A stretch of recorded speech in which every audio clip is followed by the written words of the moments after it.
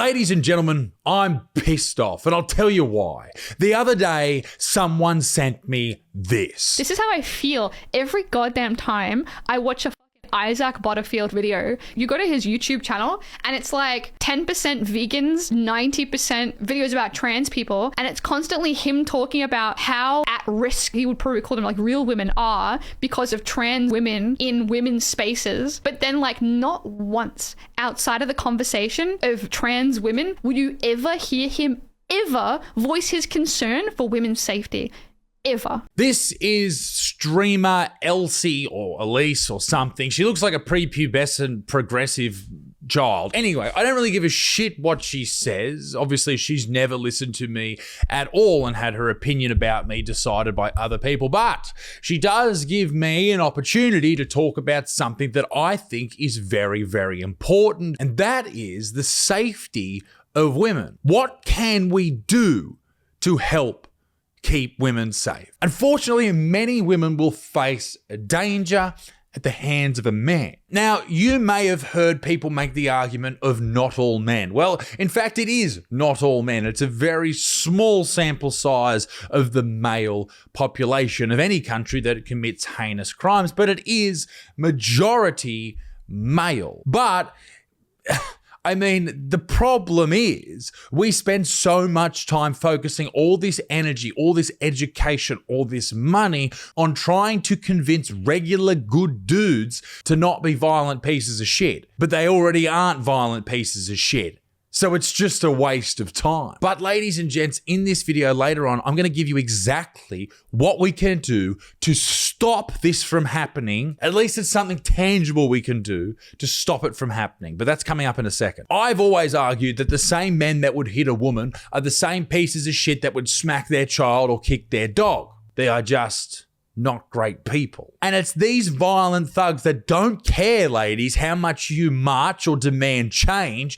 They aren't going to stop being the fucking assholes of the world. These people don't care about the education, the time, the legislation. They are just broken people. Why? Well, some people are just bad. And that's why we can't ever stop this. Others have bad fathers, others have bad mothers, or they've encountered something negative in their lives that has changed them into the person that they are. It's not masculinity, it's not toxic masculinity, it's just shit people. The same shit people that exist on the female side when you see children being or having their lives ended. A mother taking several lives of their children. Is that toxic femininity or is she just a fucking piece of shit? Ask yourself that question. This all takes me back to a famous line from an Australian TV host called Lisa Wilkinson.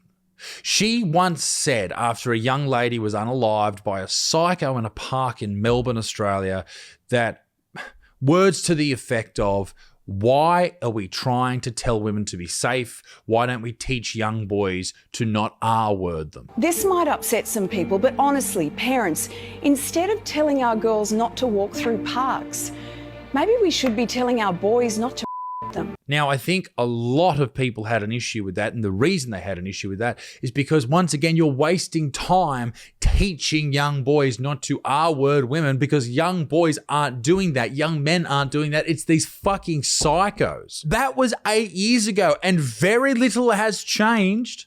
Fucking nothing's changed. As much as you may want to feel safer and be safer out there into the world, well, it's not going to happen, mate. All right? Since the dawn of time, evil has existed and it will continue to exist. It's part of the human psyche and there's not much you can do about it. Here's some stats that you need to know. Before I give you the answer of what we can do, here's some stats that you need to know, okay? Before you argue against my resolution to this, here's what you need to know. 1 in 5 Australians, about 4.2 million adults have experienced violence, emotional abuse, economic abuse by a partner since the age of 15. 27% of women have experienced violence or abuse from a partner, and 16% of women have experienced economic abuse from a cohabitating partner. And men are also impacted by this. Don't get me wrong, 15% of men have experienced violence from a partner. We shouldn't be violent against anyone, but we are talking about women here today. In 2023, there was 36,000 victims of sexual assault in Australia, and I know that the sexual assault, not everything is the R word. Sometimes it's just creepy shit, like someone like leering swearing at you and stuff. So maybe that skews the numbers, but 84% of these sexual assaults are women. So obviously there is a big issue here. So what do we fucking do?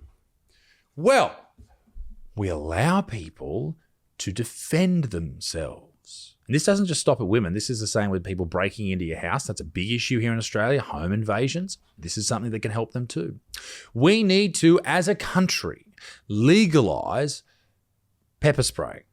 Did you know that if you're from America watching this, you cannot buy pepper spray here in Australia? In one state you can, in Western Australia, but you cannot buy it in other parts of the country. Why? Because it's considered dangerous. It's considered an offensive weapon. Here's why pepper spray is great for vulnerable people. Now, I'm talking about women, elderly people, or just, well, anyone that is coming up against an attacker bigger and stronger than them. Number one, it incapacitates people immediately. If you've got someone massive coming at you, trying to hurt you, trying to sexually assault you, trying to R-word you, spraying them with pepper spray could stop them in their track. Or at the very least, it buys you a few seconds to get out of there. Number two, it requires no strength, nothing. Anyone can press these buttons and spray this shit, okay? So anyone can use it. Three, it's compact.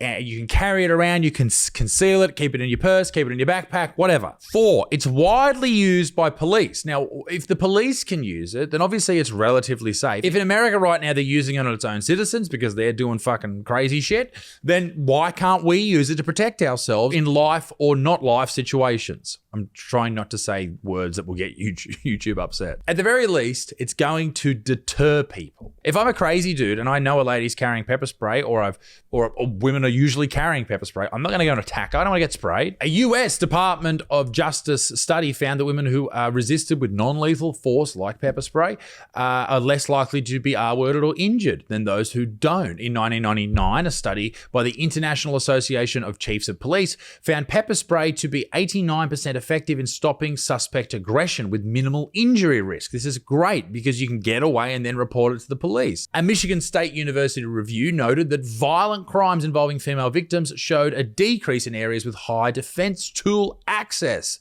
I also think you should be able to carry a gun, but whatever. But in Australia, where 30,000 something women every year are sexually assaulted by pieces of shit, you can't get your hands on it. You're not allowed. You're not capable of dealing with something like that, are you, ladies? In New South Wales, pepper spray is classified as a prohibited weapon under the Weapons Act. In Western Australia, you can get it. Northern Territory, they're starting to allow people to buy it under a 12-month trial, allowing adults over the age of 18 to purchase low concentration pepper spray. Yeah, don't want a high concentration from licensed dealers.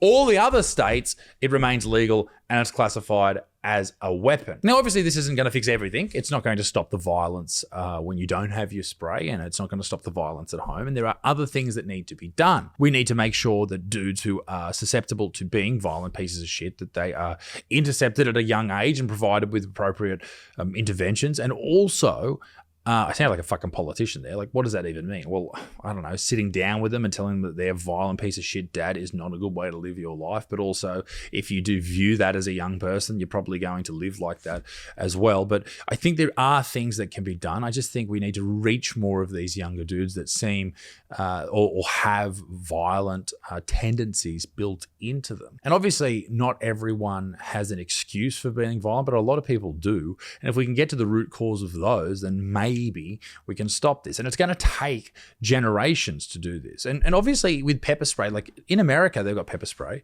they've got guns, they've got everything. And it's still this shit still happens. So it's not an answer. It's not like this is going to stop it for women. But if you are a young woman walking home from the gym at 8 o'clock at night and you got to walk down through a creepy fucking park that I would be scared to walk down, wouldn't it just feel a little bit better if you had something to defend yourself? Like, is that much to ask the Australian government to sort the fuck out for young women and for young dudes and for anyone? For old ladies going to the shops, maybe they got to go to a shopping centre in a low socioeconomic area. And I know people will be like, oh, don't be rude to poor people. But ladies and gentlemen, come on, let's be fucking serious. The shopping centres in low socioeconomic areas do seem like ghettos, and I'm a bit scared there. But that's just me. I am doing a show in Western Sydney coming up in July 12th, talking about low socioeconomic areas. Hello. The first show sold out, you dirty two-headed bogans.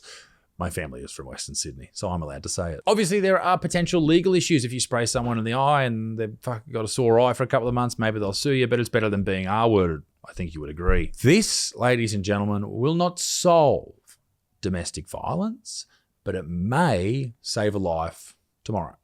And that's what we need to look at here. There needs to be an intervention. At least trial it.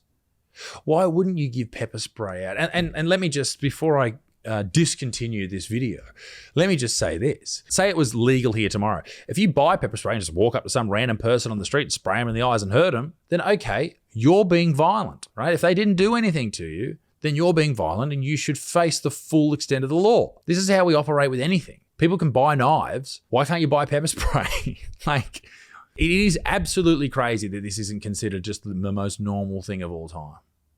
Ladies and gentlemen, I'd love to know what you think about this entire conversation in the comment section down below. But also, I am on tour right now. I've got one show left in Australia, and then I'm in beautiful America, ladies and gentlemen. I'm in LA, I'm in Austin, and I'm in New York. I've got other shows to add to that, just sorting out the last minute details. And then I will be on my way on a fucking 400-hour flight over the Pacific to see my good friends in the United States. And I'm pumped for that. Ladies and gentlemen, be a good motherfucker. Peace in the Middle East. Me dick stinks. Toodle au revoir. Bye-bye.